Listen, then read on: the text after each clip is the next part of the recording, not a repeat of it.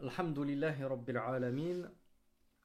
Wassalatu wassalamu ala nabina Muhammadin wa ala alihi wa sahbihi ajma'in. Amma ba'd. Donc on se retrouve pour cette dernière semaine, Inch'Allah, de cours sur les noms d'Allah les plus beaux. J'espère qu'on aura le temps d'ici la fin de la semaine de tous les terminer, Inch'Allah.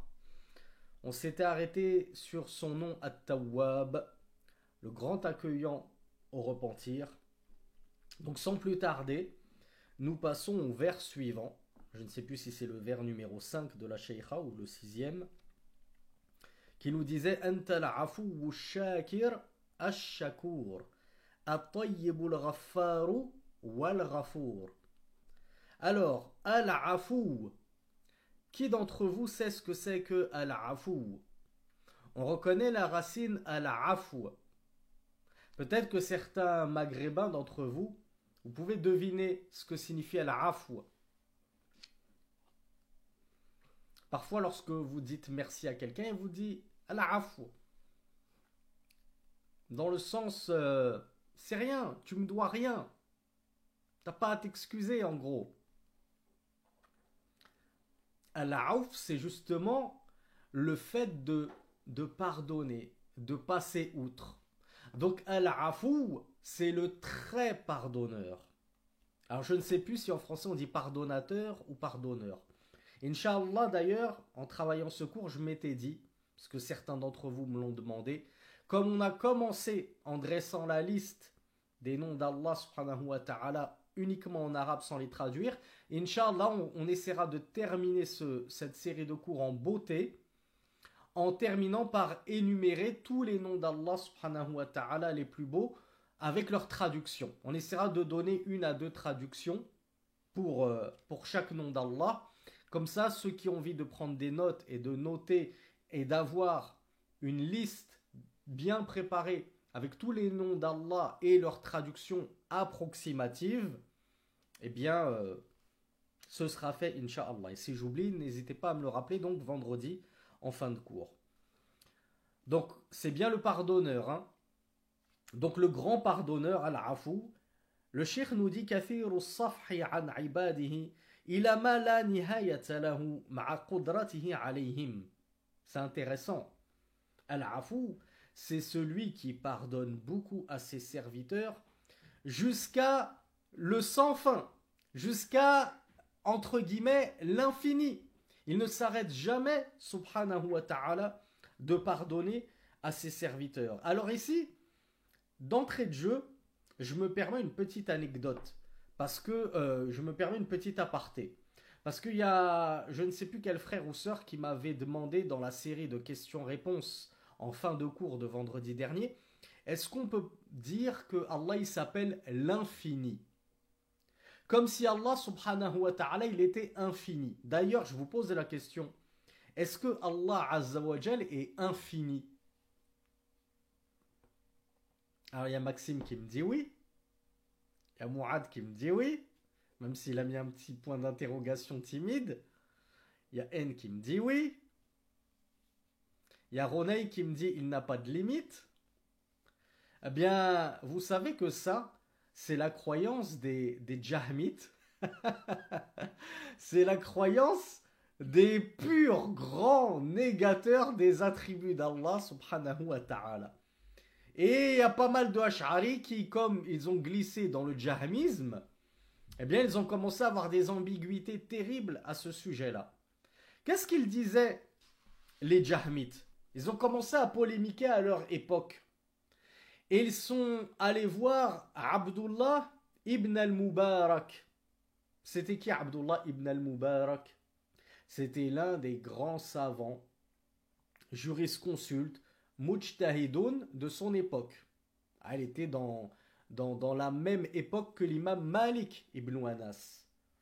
Et donc ces grands négateurs de Sifat, comme ils polémiquaient trop, ils philosophaient trop, Abdullah ibn al-Mubarak, il a été contraint, comme nous l'explique Cheikh al-Islam ibn Taymiyyah, nous, la voix des gens de la sunna et du groupe, ce n'est pas de qualifier Allah avec des qualificatifs et des attributs qui n'ont pas été rapportés dans le Coran et la Sunna. Vous le savez, on en a déjà suffisamment parlé. Mais lorsqu'on est contraint de devoir expliquer, entre guillemets, comment est Allah, ou comment il n'est pas, ou ce qu'il n'est pas, avec des mots nouveaux, parce qu'il y a une ambiguïté qui commence à se propager.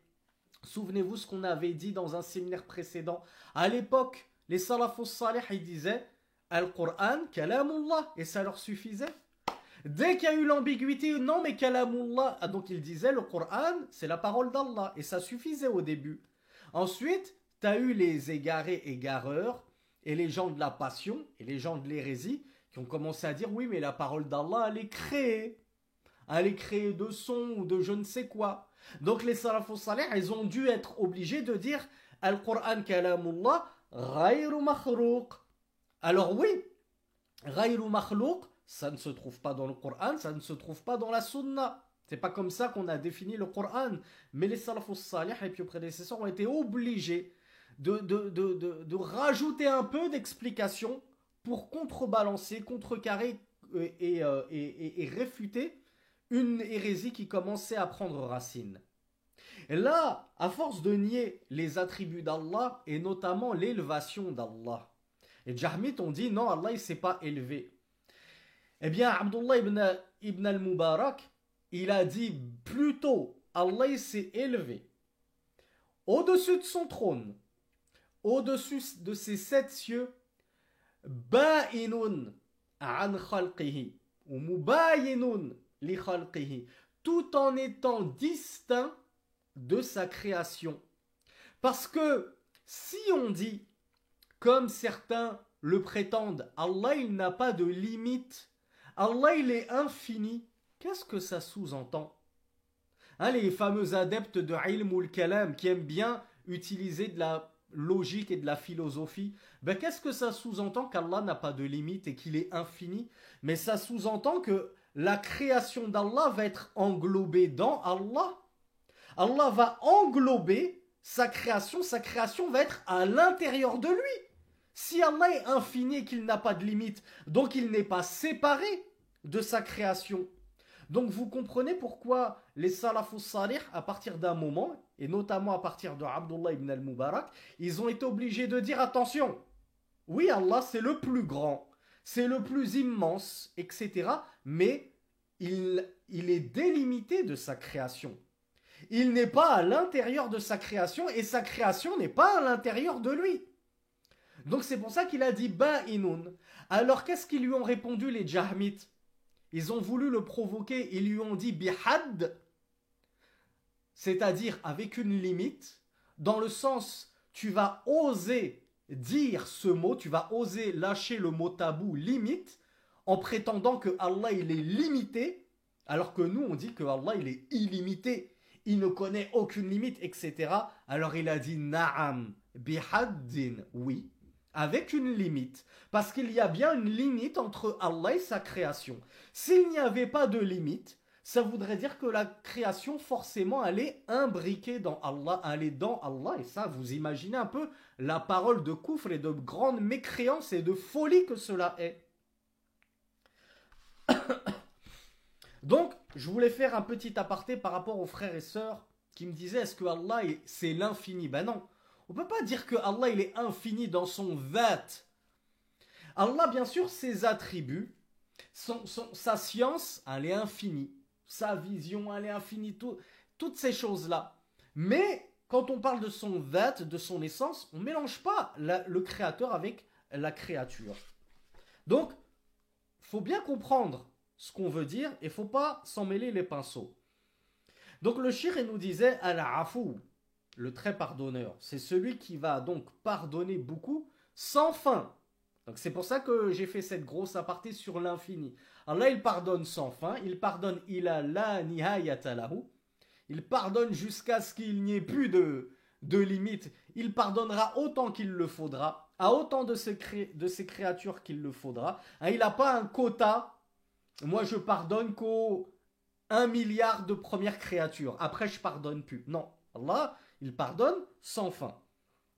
Ma'a qudratihi alayhim. C'est ça qui est beau dans cette définition. C'est que le cheikh il nous dit, est-ce que Allah il est obligé de nous pardonner?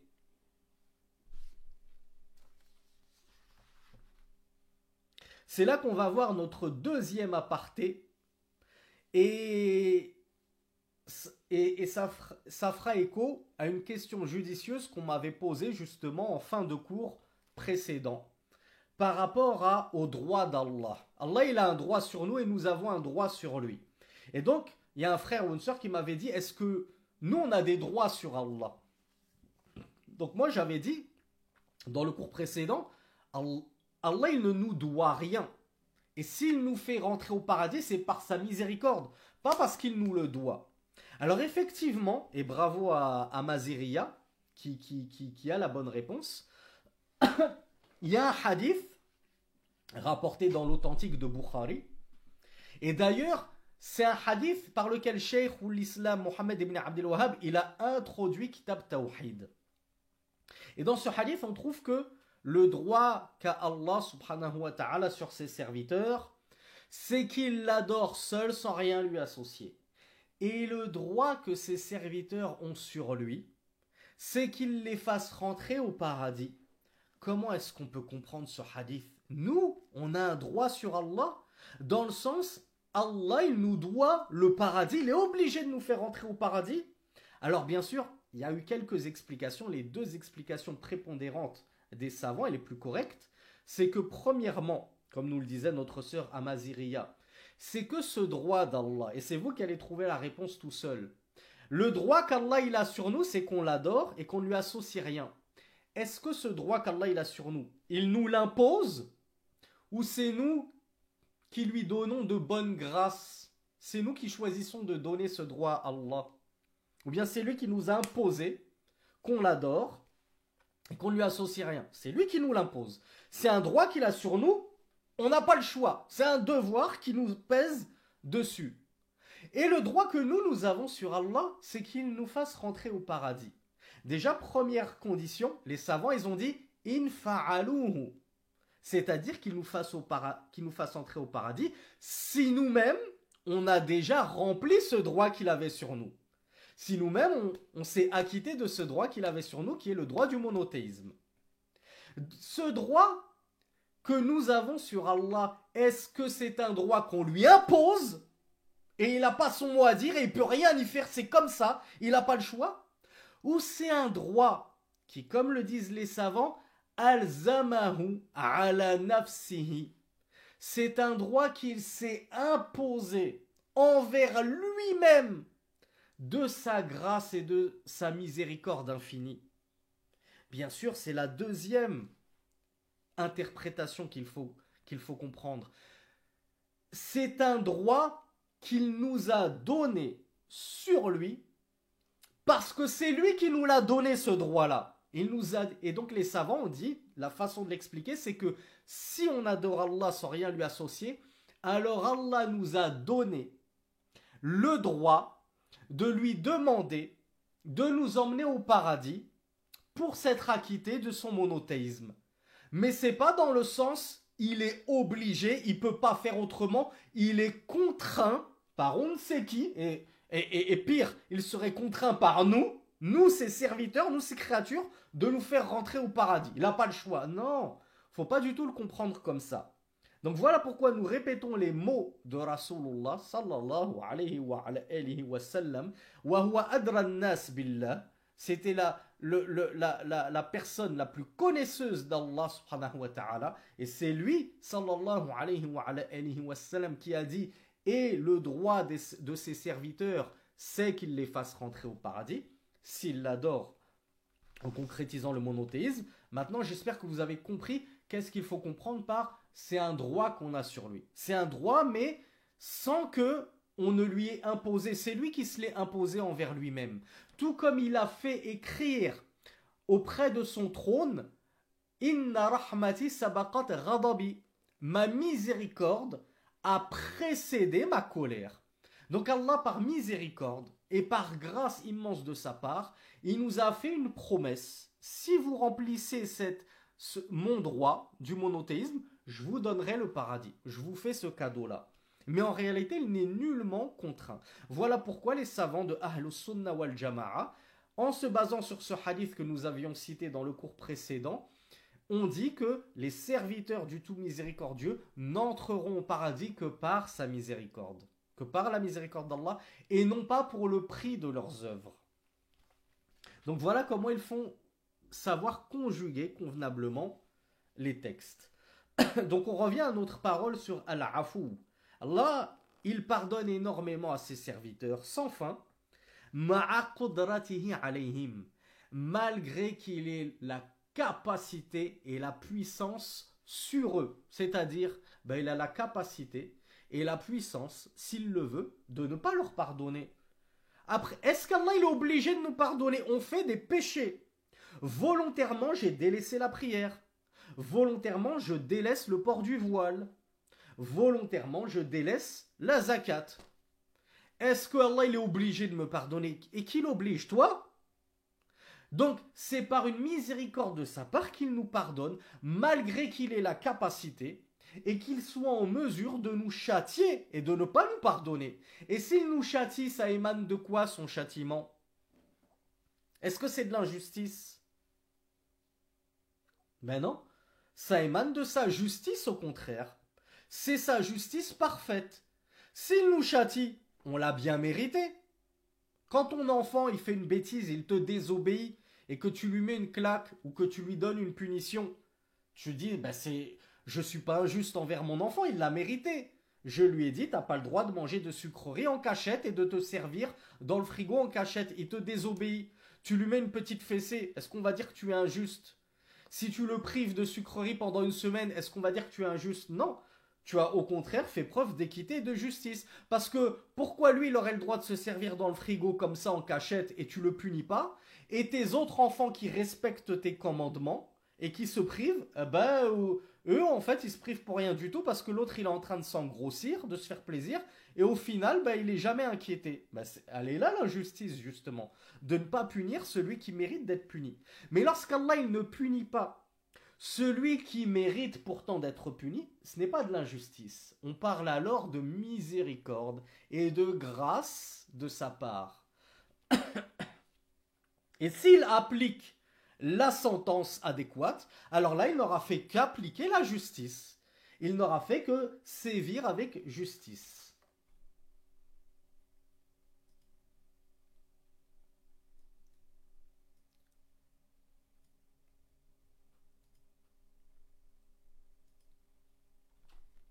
Oui, désolé, j'ai eu un petit lag parce qu'il y a le PC qui m'a demandé de redémarrer. J'ai eu peur qu'il fasse tout sauter. M'entendez là, c'est revenu?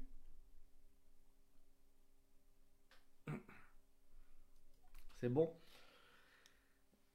Alors le cheikh maintenant va dans le détail. Et il nous explique وَهُوَ الَّذِي يَمْحُ السَّيِّئَاتِ وَيَتَجَاوَزُ عَنِ الْمَعَاصِي. Al-Afou, le grand pardonneur, c'est celui qui efface les fautes, les méfaits, c'est-à-dire les mauvaises actions, et qui passe outre les péchés. وَهُوَ قَرِيبٌ مِنَ الْغَفُورِ. Et le sens de Afou est proche du sens Al-Ghafour que nous verrons ultérieurement. Inch'Allah, peut-être d'ici la fin du cours. Qui d'entre vous connaît ou a déjà entendu la différence entre Al-Afou et Al-Ghafour? On a vu dans les noms d'Allah, il y a beaucoup de synonymes qui en français, on a du mal à être subtil dans leur explication et savoir en faire la distinction. Alors Amina s'en rapproche, elle a la moitié de la bonne réponse. Alors non, Abou Qasim, c'est pas ça. Alors Bintamin aussi, elle a la moitié de la bonne réponse. Bakari aussi. En fait, vous m'avez expliqué, il y en a les trois que j'ai cités, ils m'ont trouvé ce que voulait dire Al-Afou. Et du coup, Al-Ghafour, c'est quoi?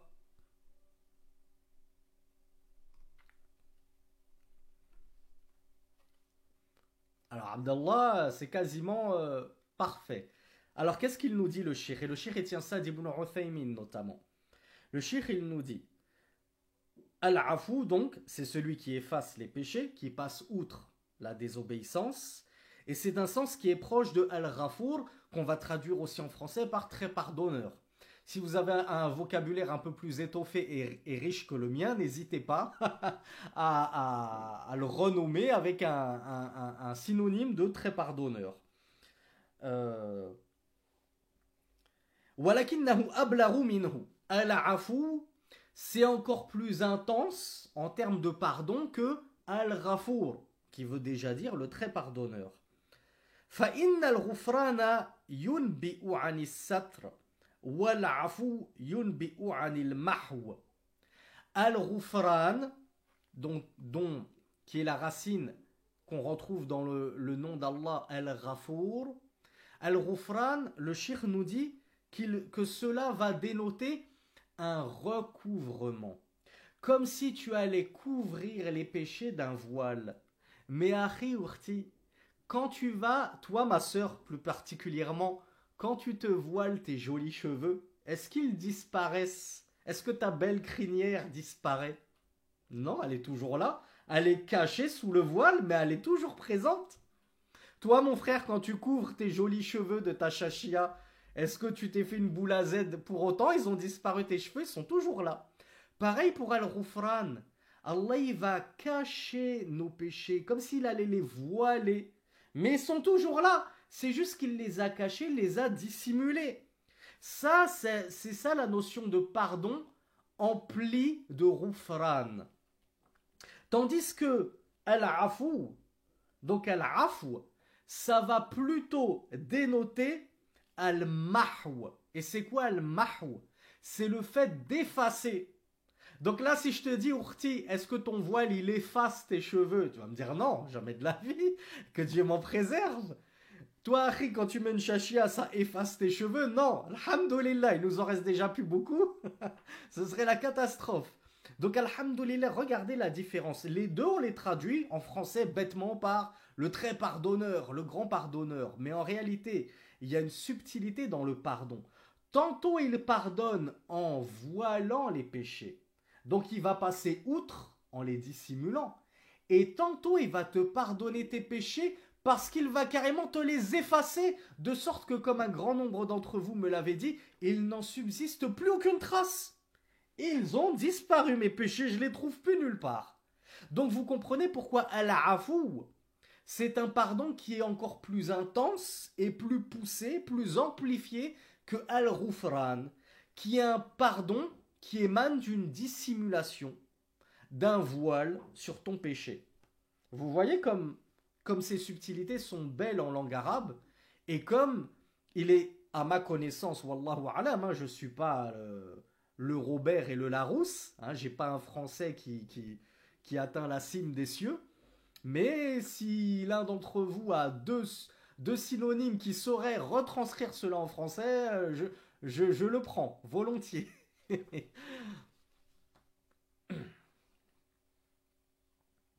والمحو أبلغ من السطر. Donc nous dit le cheikh. وقال ابن عثيمين رحمه الله العفو عن ترك الواجبات والمغفرة لفعل المحرمات.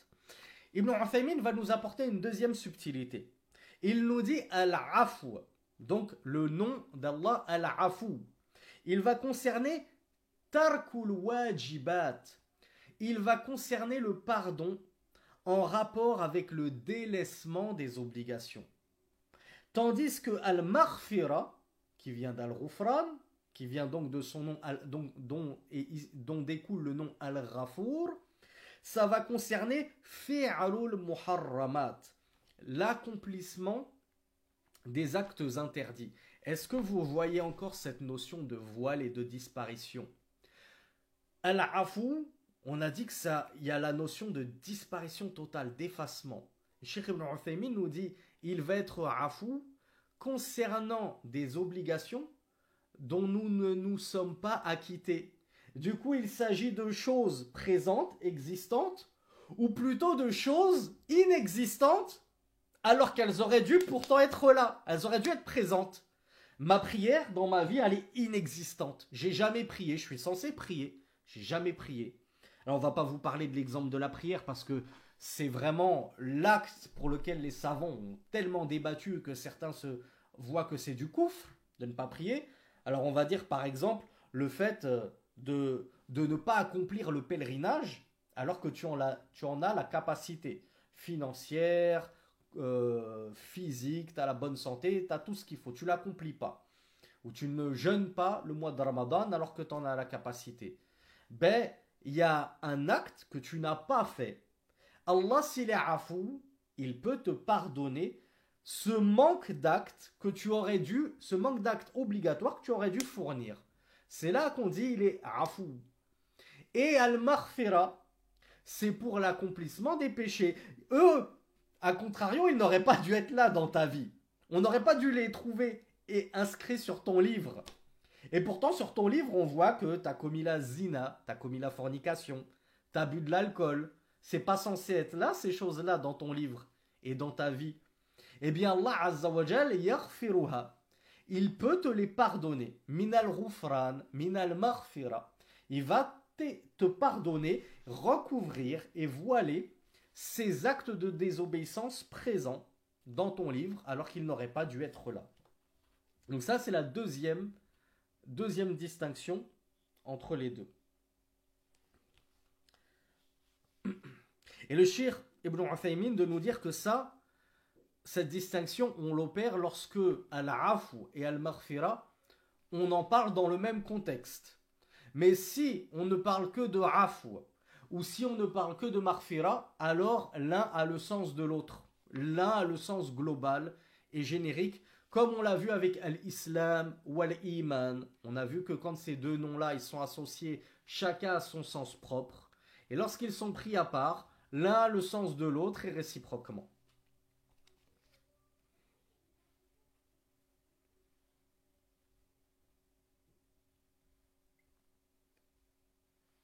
Cheikh Ibn Uthaymin de conclure sa faïda en nous disant la différence entre le fait de demander à Allah al-afu.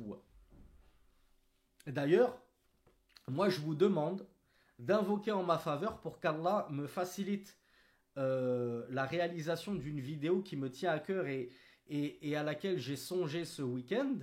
J'aimerais faire une vidéo du top 10 des doigts que je juge les plus utiles, les plus importantes pour tout musulman. J'avais déjà fait une vidéo comme ça avec mes 3-4 doigts que je vous enseignais. Là, je vais essayer de pousser jusqu'à 10. Et dedans, je pense à ça parce que dedans, il y a Allahumma innaka afuwun tuhibbul afwa fa'fu anna. Elle vous évoque quoi cette doua-là? Allahumma innaka afuwun. Tu es le grand pardonneur, tu aimes le pardon, alors pardonne-moi. Alors oui, il y a Haroun, bravo. Elle nous évoque la nuit. C'est pas la nuit du 27, barakallahu fikum. Moi je suis pas de cet avis-là. C'est la Laylatul Qadr. C'est une doua qu'il convient de réciter abondamment lorsqu'on se trouve durant les 10 dernières nuits impaires de Ramadan, en espérant qu'on arrive à la placer durant Laylatul Qadr. Donc, le fait de demander à la afu à Allah, comme on le fait dans cette doua que nous a apprise Aïcha, et qu'elle tient du prophète sallallahu alayhi wa sallam, Allahumma innaka afuwun tuhibbul afw fa'fu anni fa'fu anna. Donc la différence entre demander à la af et al-maghfira, Allahumma ighfirli, Wallah pardonne-moi, en français c'est la même chose, u'fu anni, ighfirli, pardonne-moi, pardonne-moi, warrahma, fais-moi miséricorde, en français pareil, fais-moi miséricorde, en gros pardonne-moi. Bien, le Cheikh Ibn Uthaymin nous dit lorsqu'on va réunir les trois dans le même contexte, pourquoi pas même dans la même doua, je suis en soujoud dans ma prière et je demande à Allah al-afu, wal-maghfira et ar-rahma. Alors qu'en français on a dit ça veut dire la même chose, on va le traduire pareil, on va pas se poser de questions. Et ça on va le trouver quelque part. Je pense que certains d'entre vous, même si vous avez peut-être pas forcément appris toute sourate Al-Baqarah, peut-être que ça vous dit quelque chose. Bravo Bakari. Le dernier verset de sourate Al-Baqarah. Vous l'ouvrirez après le cours. Je vous laisserai le plaisir de le lire. Je ne vais pas vous le lire. Ni en français ni en arabe. On va voir ces trois-là. On demande à Allah ces trois choses-là dans le même verset. Donc, Maintenant, on connaît la règle. Si les trois ils sont dans le même contexte, il y a une. Allah Azza wa Jal, c'est pas quelqu'un il n'est pas redondant. Et comment on dit ça par rapport aux humains? Quand on se répète, il ne radote pas. Voilà. Allah est bien au-dessus du fait de rabâcher, de radoter, etc. Donc, c'est que chaque verbe, chaque nom ici, al-af ou al-maghfira, rahma, elle a son sens propre, sa petite subtilité qui la différencie des autres. Alors, à votre avis, le Cheikh Ibn Uthaymin, rahimahullah, il nous dit فَطَلَبُ الْعَفْوِ يَكُونُ فِي التَّفْرِيطِ فِي الْمَأْمُورِ. Demander à Allah al-afw, donc le pardon, ça va être concernant notre négligence dans les obligations. J'ai négligé l'obligation de la zakat, j'ai négligé l'obligation du voile, et ainsi de suite. Wa-ta'at, et des actes d'obéissance. Wa-talabul maghfira, quant à la demande de pardon, al-maghfira, ça va être an fi'lil muharramat. On va demander à Allah pardon pour nos actes de désobéissance qu'on a fait.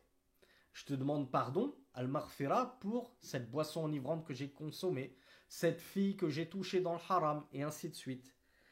War-rahma, à votre avis, on a vu, on demande pardon pour ce qu'on a fait alors qu'on n'aurait pas dû le faire. Et on demande pardon pour ce qu'on a délaissé alors qu'on aurait dû le faire. Qu'est-ce qui peut bien rester? Bravo Naël. Alors là, Naël, je suis impressionné. Bravo Bakari. Alors là, je suis impressionné. Je vous dis la vérité, moi je l'aurais pas trouvé tout seul si ce n'était le shir. Le Cheikh Ibn Uthaymin nous dit وَالرَّحْمَ فِيمَا يَسْتَقْبِلُهُ الْإِنسَانِ مِنْ زَمَنِهِ أَنْ يُوَفِّقَهُ اللَّهُ وَيَعْصِمَهُ. Ar-Rahma, la miséricorde, ça va concerner ce que l'homme va faire dans le futur, ce qui va arriver dans sa vie, en termes de transgression, de manquement, tout ce qu'il n'a pas encore fait. Donc je demande qu'Allah Azza wa Jal, il me fasse miséricorde pour me préserver de commettre une erreur, de chuter, que ce soit en délaissant une obligation ou en tombant dans un interdit. Donc je demande à Allah Azza wa Jal de m'accorder le succès et de me préserver, de me prémunir de fauter et de lui désobéir à l'avenir. Donc vous voyez, avec al-afw, al-maghfira et al-rahma, on s'est fait effacer le passé, le présent, le futur. Il reste plus rien. Alhamdulillahi Rabbil Alamin. Ash-Shakir, Ash-Shakur. Qui sait ce que signifie Ash-Shakir et Ash-Shakur? Alors déjà, vous connaissez tous maintenant la différence. Même si vous n'êtes pas arabophone, on l'a tellement expliqué la semaine dernière, la différence, que lorsque vous entendez la construction, comment on appelle ça? La construction étymologique du mot, tout de suite je sais. Shakur, c'est encore plus amplifié que Shakir. On est d'accord. Et donc, Ash-Shakir ou Ash-Shakur, ça vient effectivement de Shukr. Alors Yasmine et Bintamin m'ont donné les bonnes réponses. William aussi. Sonia aussi. Dhun-Nourayn aussi. Abou Qasim. J'ai eu la bonne réponse concernant. Bravo Merdi, bravo Maxime, bravo Bakari. On a notre top 10. Pour la traduction, c'est bien le reconnaissant. Le reconnaissant, Allah subhanahu wa ta'ala, certes, il n'est pas ingrat. Il est très reconnaissant. Il est shakir, reconnaissant. Et il est shakur, il est très reconnaissant. Qu'est-ce que nous dit le cheikh? هو الذي لا يضيع أو لا يضيع عنده عمل عامل. C'est celui auprès duquel nulle œuvre ne disparaît. Oui, tout simplement, point. C'est celui auprès duquel nulle œuvre ne disparaît. Toutes les œuvres bonnes, bien entendu, toutes les bonnes actions que tu as faites dans ta vie, tu vas les retrouver bien sauvegardées dans ton livre. Elles n'ont pas disparu. Allah ne les a pas oubliées. Il n'est pas ingrat. Tout ce que tu as fait de bien, tu le trouveras devant Allah. Bien sûr, tout ce que tu as fait de mal, tu le trouveras aussi devant Allah, à moins qu'il ne l'ait recouvert justement ou qu'il ne l'ait complètement effacé. Mais tes bonnes œuvres, par contre, est-ce qu'il est possible qu'Allah nous les efface?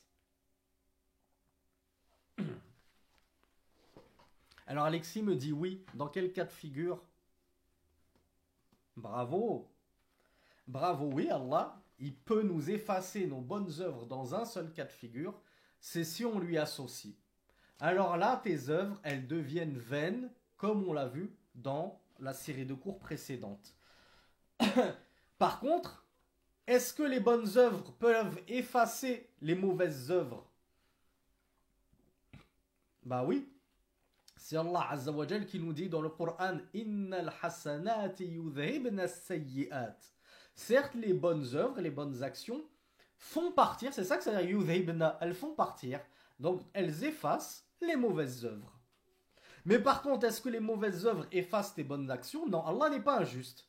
Il ne va pas t'effacer tes bonnes œuvres. Mais si tes bonnes œuvres, elles sont toujours présentes, elles ne sont pas effacées par toutes ces mauvaises actions. Mais le problème, c'est que des mauvaises actions, tu en as tellement qu'elles font pencher la balance du mauvais côté. Alors là, c'est quoi ton sort? Si tu es musulman, tahta mashi'atillah, tu es sous la volonté d'Allah. Si Allah le veut, il te fera miséricorde, il te fera al-afw, wal-ghufran, wal-maghfira, wal-rahma. Et il te pardonnera cela, il te fera miséricorde. Et il effacera ses mauvaises œuvres. Et il ne retiendra que les bonnes œuvres. Et notamment, souvenez-vous du hadith de la carte, avec écrit dessus La ilaha illallah, qui fera pencher la balance du bon côté.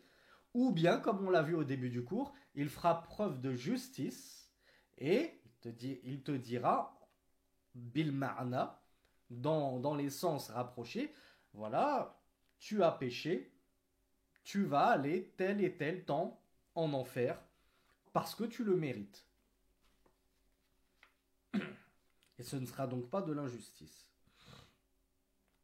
Donc il est reconnaissant parce que nos bonnes œuvres, jamais elles ne vont disparaître comme pourraient disparaître nos mauvaises œuvres.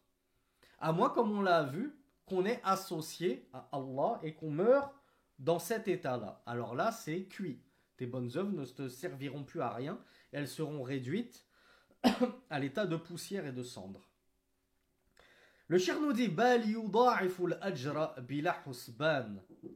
Mais non seulement Allah Azza wa Jal, il ne fait pas disparaître les bonnes œuvres, il ne les oublie pas, il ne les égare pas quelque part, de sorte qu'au jour dernier, on ne les retrouve plus. Ah, mais elles sont passées où toutes les prières que j'avais faites, tous ces jours que j'ai jeûné, toutes ces pages du Coran que j'ai lues, comment ça se fait que je ne retrouve plus? Non, non. Là, ce serait de l'ingratitude de la part d'Allah. Mais Allah, il n'est pas ingrat, il est très reconnaissant. Il ne t'inquiète pas, tu vas tout retrouver au milliardième de gramme près. Mais plutôt, le shir nous dit, il va te les multiplier. Ta récompense qui va découler de ses œuvres, il va même te la multiplier. Et nous, on a une fadila, on a un privilège en tant que umma de Muhammad sallallahu alayhi wa sallam par rapport aux autres ummam, aux autres communautés. Lequel est-il par rapport à ces récompenses, à ces hasanat?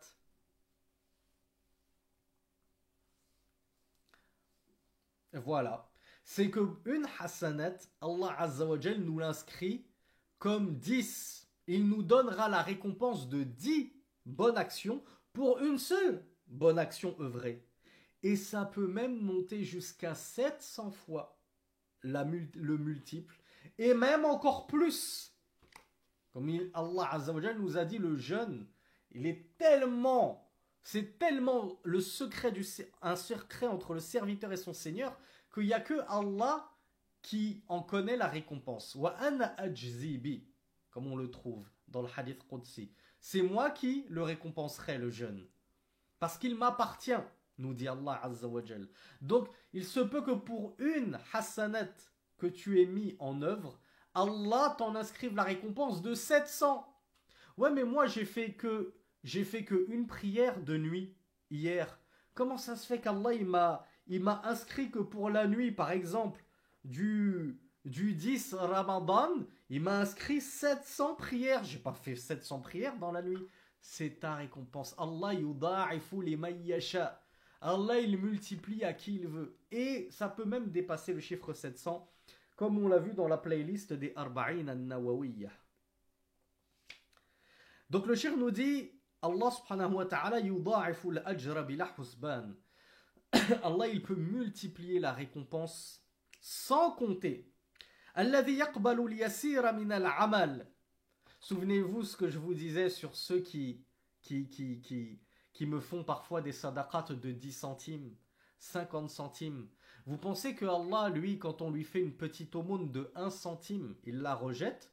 Parce qu'Allah, il est tellement riche qu'il se dit, ouais, tu me donnes 1 centime, t'as 30 € à mettre tous les mois dans ton abonnement Bein Sport, et moi, quand il s'agit de me faire une sadaqa fi sabilillah, tu sors que les pièces jaunes. Le shir nous dit, c'est celui qui accepte même le peu, même si t'as pas les moyens, akhi urti, que tu peux donner en aumône, comme on l'a vu dans le cours précédent, ne serait-ce que la moitié d'une date. Tu te dis, je vais la donner en aumône parce que lui, il a faim comme moi j'ai faim.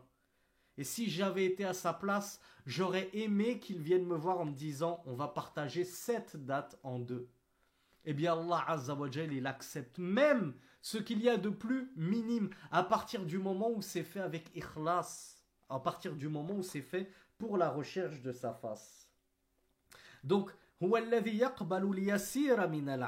il est tellement reconnaissant que même les plus petites œuvres, il les accepte à partir du moment où elles remplissent la condition de al-ikhlas, bien sûr. Et Allah Azza wa Jal, cette toute minuscule œuvre que tu as faite et que peut-être toi-même tu la déprécies, tu te dis honnêtement, j'ai donné une demi-date à un pauvre et je pense même pas, je me fais pas d'illusions. Allah il va pas me récompenser pour ça, ça vaut même pas un dirham. Ça vaut même pas une date ne vaut même pas un dirham. Alors une demi-date, qu'est-ce que je vais en retirer comme récompense? Il se peut que pour une toute petite œuvre, Allah il te la multiplie tellement que tu te retrouves avec une montagne de récompenses inscrites dans ton livre. Allahu Akbar. فهو الذي يثيب عليه الثواب الكثير والعطاء الجزيل الذي يضاعف للمخلصين أعمالهم. C'est celui donc qui va multiplier les œuvres des mukhlisin. Mais du coup les œuvres de celui qui n'a pas œuvré avec ikhlas, il la multiplie par 700 ou par 10 uniquement? Ah, bravo les matheux. Il la multiplie par 0. Et 1 million fois 0, ça fait combien? Ils sont où les grands matheux là? Ils sont où les frères de classe prépa? 1 million fois 0, ça fera toujours 0.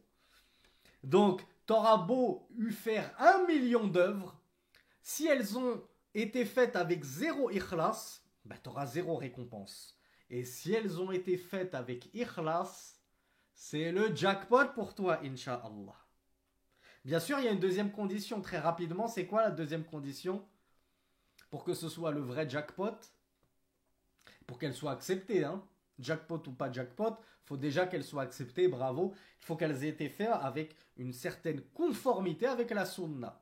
Je prie conformément à la prière de la sunna, pas la prière des coranistes. Les coranistes, ils peuvent prier toute leur vie et se fatiguer autant qu'ils veulent. Si encore on peut appeler ça se fatiguer, étant donné qu'ils n'ont qu'une à 2 prières par jour, composées d'1 à 2 raka'a chacune. Donc, ils se foulent pas trop, hein, les coranistes. Eh bien, vous pensez bien que ils pourront se fatiguer toute leur vie, entre guillemets, ils n'auront rien du tout, puisqu'il n'y a pas eu de conformité avec la sunna. Donc leurs œuvres sont rejetées. Et de toute façon, ce sont des koufars, selon la majorité des savants.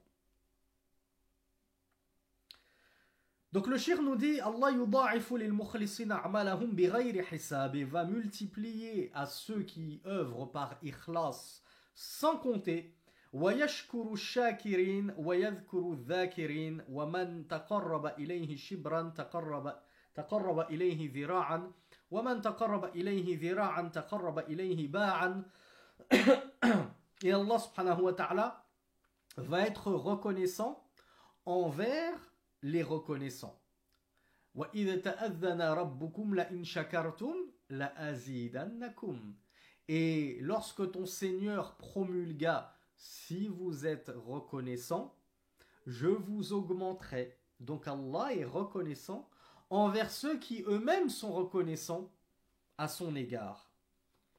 Et le prophète sallallahu alayhi wa sallam nous a dit La yashkurullaha man la yashkurun nas. Celui qui n'est pas reconnaissant envers les gens, c'est-à-dire pour le bien que les gens lui font, alors il n'a pas été reconnaissant vis-à-vis d'Allah.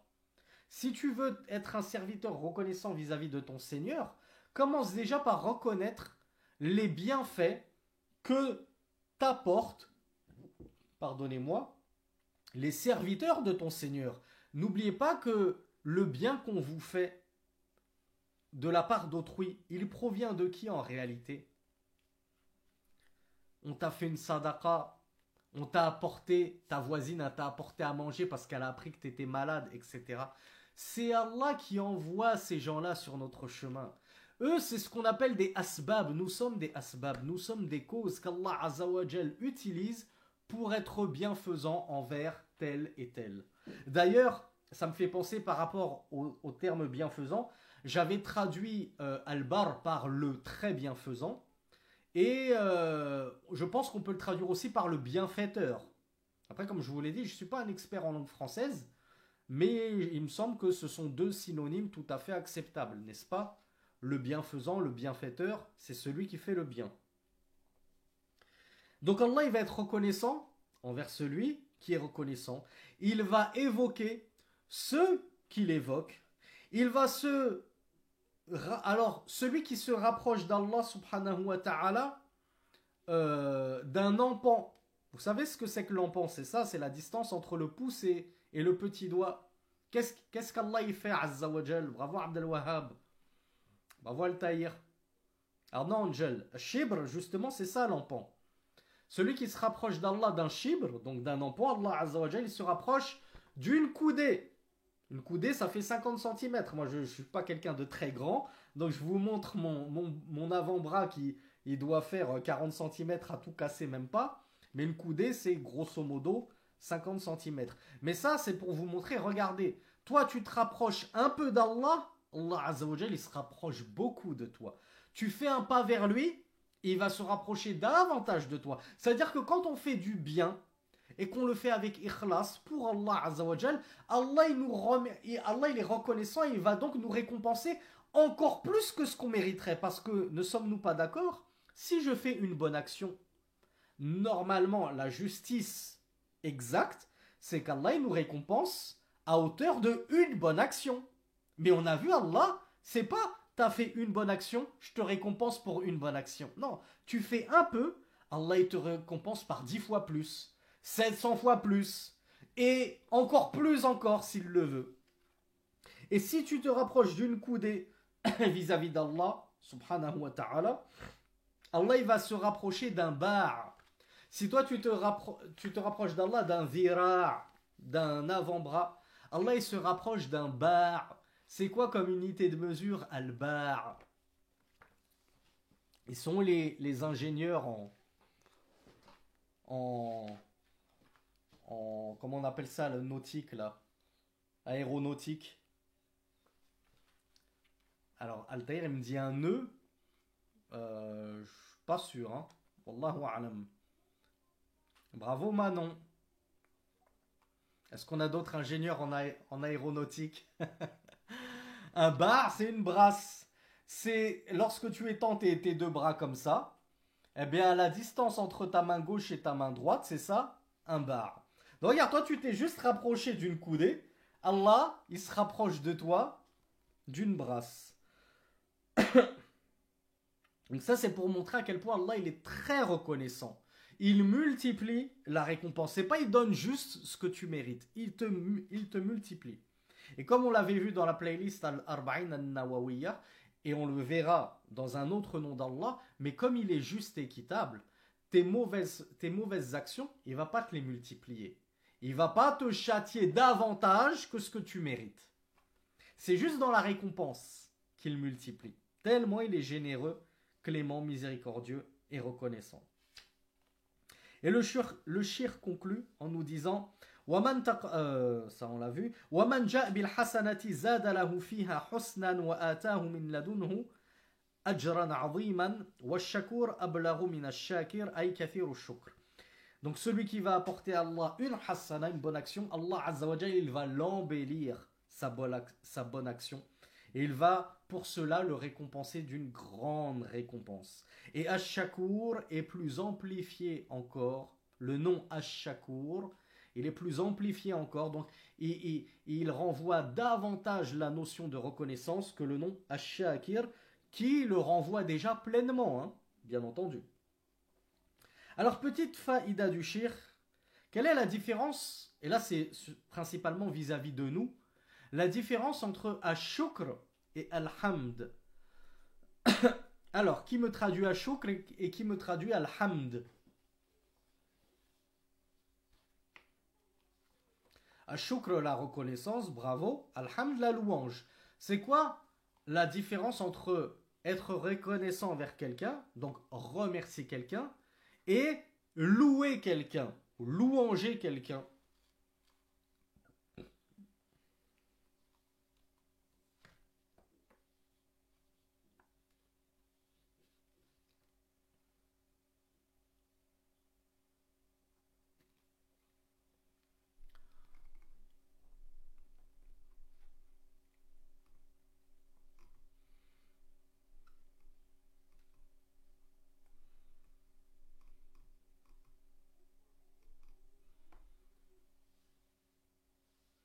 Alors, je pense pas, pourtant ça a pas mal défilé, mais je pense... Ah, il y a Abou Qasim qui s'en rapproche là.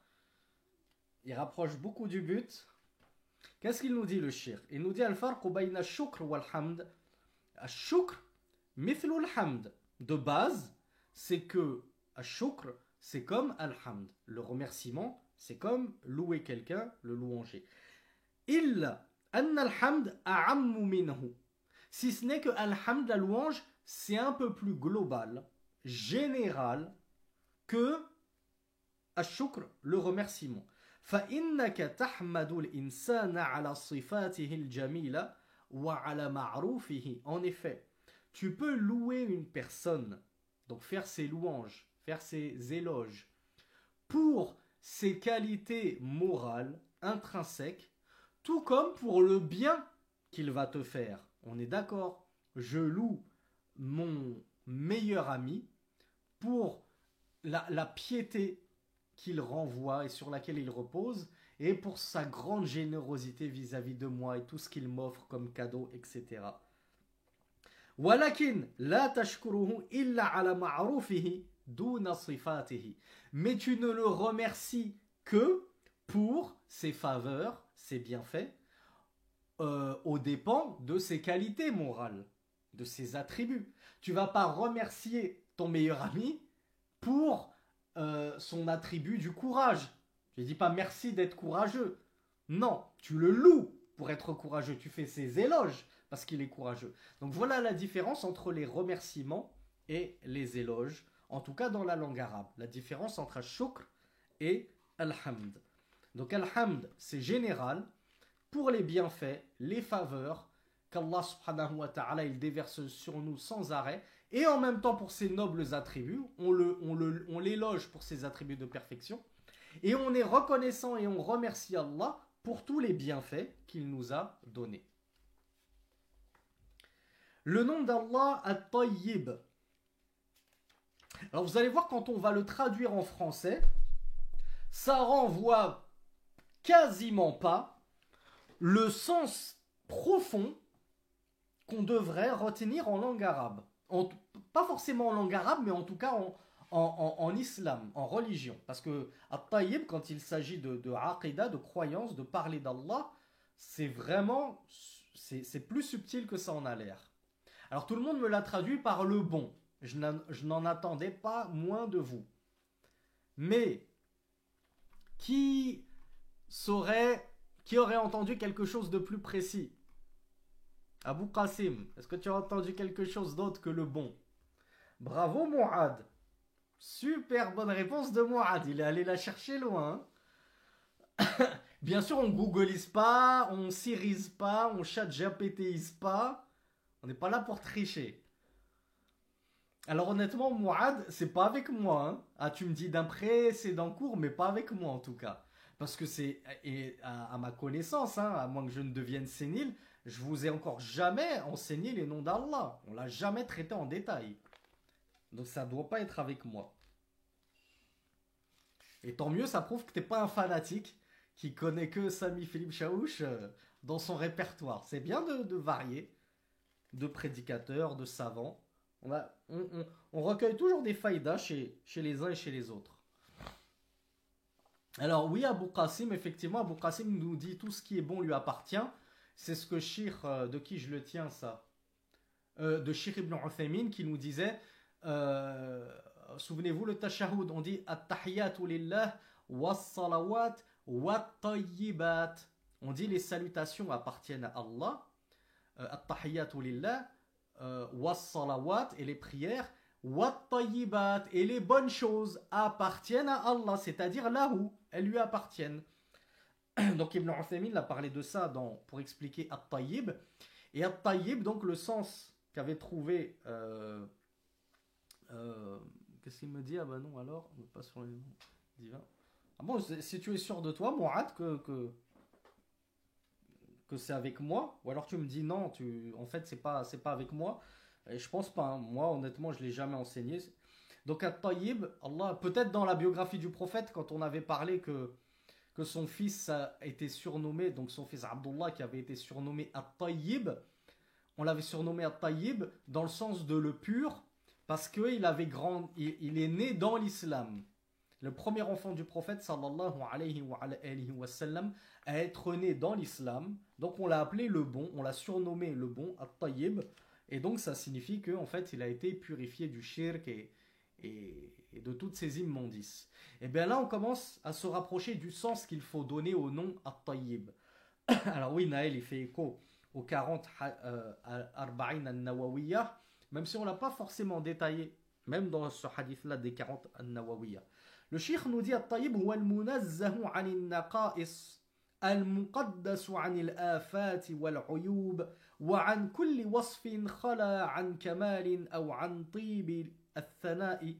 Wallahu subhanahu wa ta'ala huwa at-tayyib alladhi la atyab minhu 'ala al-itlaq wa huwa subhanahu wa ta'ala at-tayyib fi dhatihi wa sifatihi wa af'alihi wa aqwalihi.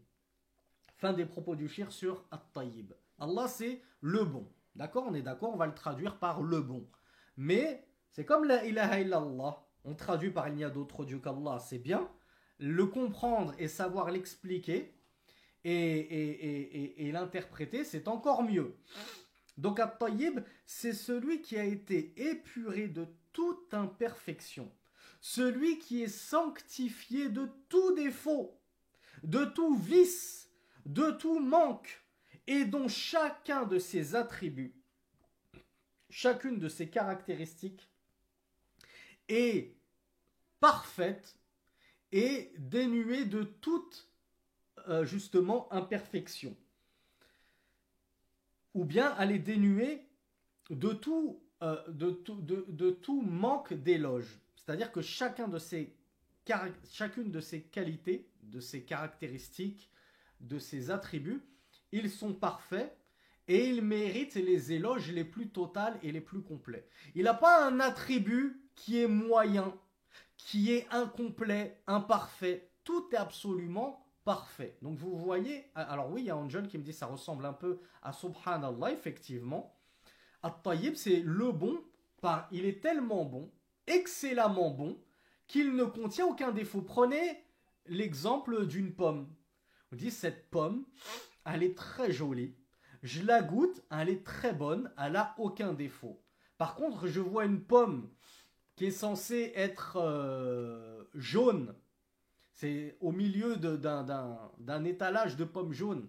Et j'en prends une, elle est à moitié marron. Elle a des trous comme ça.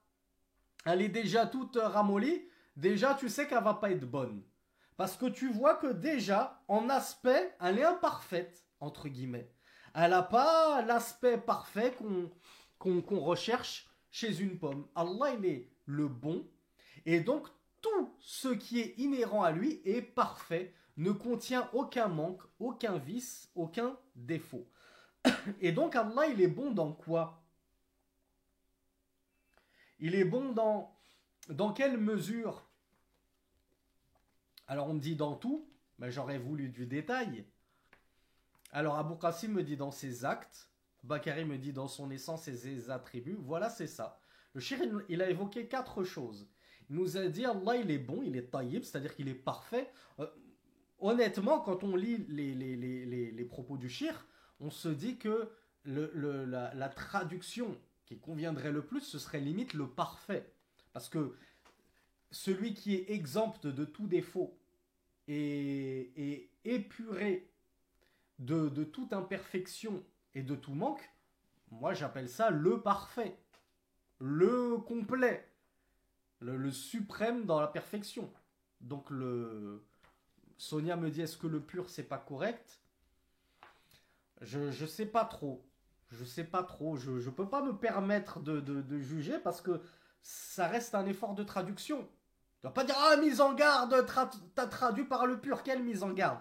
Quel savant va te mettre en garde parce que t'as traduit comme ça? Les savants, ils comprennent même pas le français. Ceux qui comprennent le français, c'est un français souvent cassé. Donc on essaye de trouver la traduction la plus fidèle au sens qu'en arabe, par contre, on se doit de comprendre correctement. C'est pas on explique comme on veut at-tayyib. En arabe, les savants l'ont expliqué comme ceci et comme cela. Maintenant, on essaye de travailler ensemble, on fait un groupe d'études. Comment est-ce qu'on pourrait chercher dans la langue française le qualificatif qui correspond le plus à cette explication? Donc si vous jugez que le pur c'est bon, traduisez par le pur. Moi, le pur, j'aurais tendance à l'associer à Tahir, parce que, et justement, le fils du prophète sallallahu alayhi wa sallam, à Abdullah, il avait été surnommé par At-Tayyib ou At-Tahir, parce qu'il avait été purifié de naître dans Al-Jahiliya, l'époque pré-islamique. Donc moi j'aurais tendance à le traduire par le parfait, mais ce qui est trouvé dans quasiment tous les livres qui parlent de ça, c'est le bon. Je ne sais pas si dans le Coran des éditions Taouba, il y a une appendice, il y a une annexe avec tous les noms d'Allah.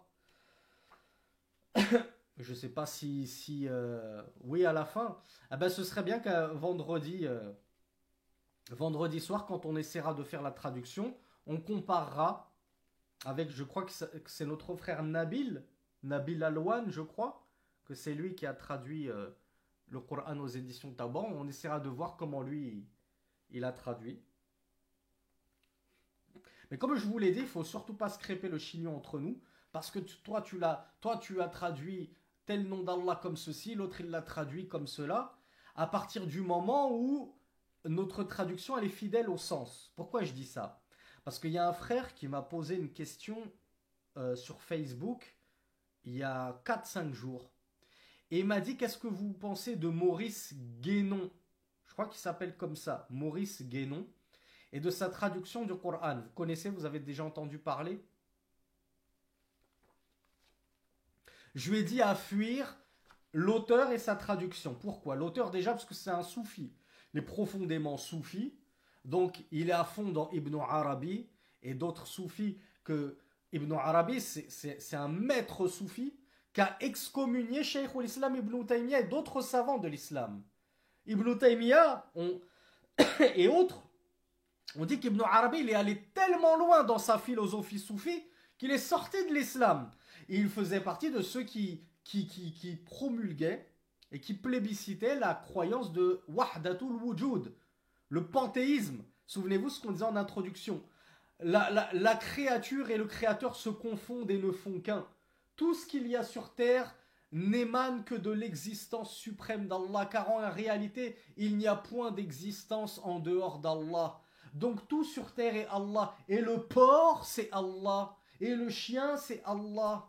Et Allah, il est partout, même aux toilettes, etc. Des abominations. Forcément qu'ils l'ont fait sortir de l'islam. Il est allé trop loin. On ne peut pas laisser ces gens-là comme ça déblatérer et se perdre en élucubration en perdant justement les plus naïfs qui vont les suivre. Donc on revient à nos moutons, Maurice Guénon, grand fanatique d'Ibn Arabi et compagnie, grand soufi, donc on le fuit comme la peste. Et pourquoi on doit fuir également son Coran? Ben c'est parce qu'il a distillé ses hérésies soufis et jahmites et son ilm kalam dans sa traduction du Coran. Dès le début, quel est le tout premier verset qu'on trouve dans le Coran?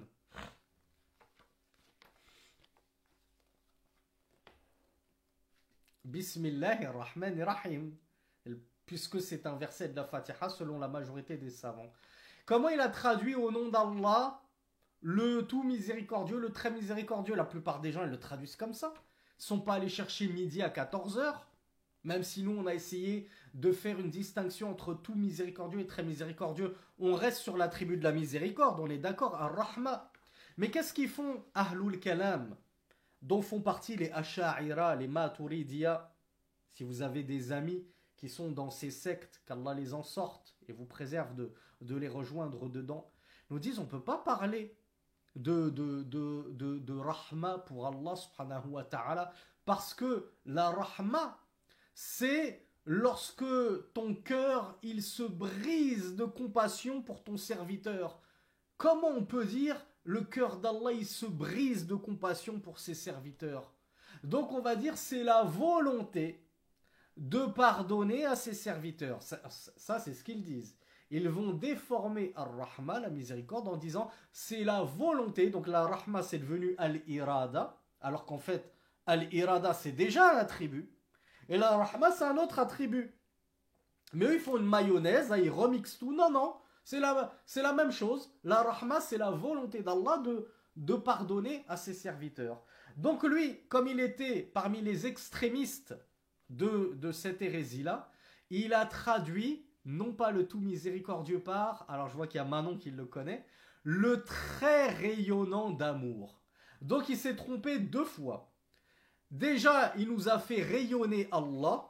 La Rahma, il nous parle de rayonnance. Et la miséricorde, s'est transformée en amour. Donc, il n'y a plus de miséricorde. C'est juste que Allah, il rayonne d'amour. Il est tout rayonnant d'amour, très rayonnant d'amour. On croirait je ne sais plus comment on appelle ça, là, les vieux soaps mexicains, là, très très rayonnants d'amour, tout rayonnant d'amour. On se croirait dans les séries à l'eau de rose mexicaines. Qu'est-ce qu'il nous raconte celui-là?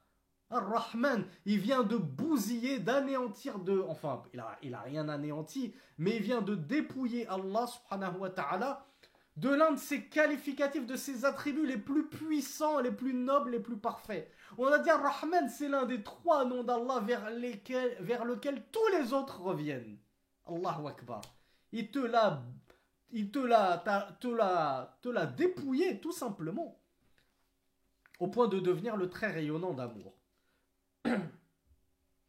Donc tout ça pour vous dire, on peut ne pas être d'accord sur les traductions des noms d'Allah subhanahu wa ta'ala, sur les traductions des versets du Coran, à partir du moment où on va globalement dans le même sens, puisque nos traductions ne sont que des efforts de traduction des sens rapprochés de la parole d'Allah subhanahu wa ta'ala. Mais si ta traduction, elle renvoie à un sens qui est intrinsèquement faux, et toi-même t'as voulu justement dénaturer le sens premier pour lui donner un autre sens, alors là oui on va se crêper le chignon avec toi. Là on va prendre les gants de boxe là. Là on va sortir les mises en garde. Donc je pensais qu'on aurait eu le temps de voir Al-Ghaffar ou Al-Ghafour, donc le très pardonneur, et même la suite. J'avais travaillé le cours bien plus que ça, mais j'ai beaucoup débordé.